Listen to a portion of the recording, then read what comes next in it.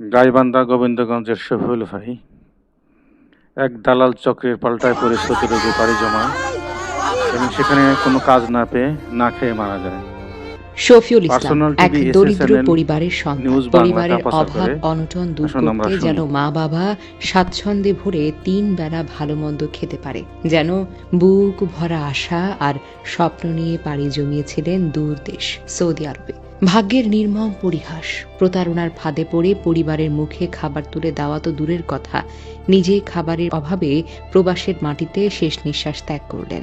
ঘটনা ঘটে 2025 সালের 28 জুলাই সৌদি আরবের এক হাসপাতালের গেটে। সেখানে চিকিৎসা পাওয়ার আগে জীবনের সব লড়াই শেষ হয়ে যায় এই তরুণের। জানা যায় গাইবান্ধার গোবিন্দগঞ্জ উপজেলার কামারদহ ইউনিয়নের রসুলপুর বালুপাড়া গ্রামের দিনমজুর মোহাম্মদ জলিল শেখের 3 ছেলের মধ্যে সবার ছোট শফিউল। দরিদ্র পরিবারের ঘরে বড় হওয়া এই ছেলেটি পরিবারের অভাব গোছাতে গত বছরের মে মাসে প্রবাসী কল্যাণ ব্যাংক থেকে 2.5 লাখ টাকা ঋণ আর স্থানীয়ভাবে আরও 1 লাখ টাকা ধার করেন।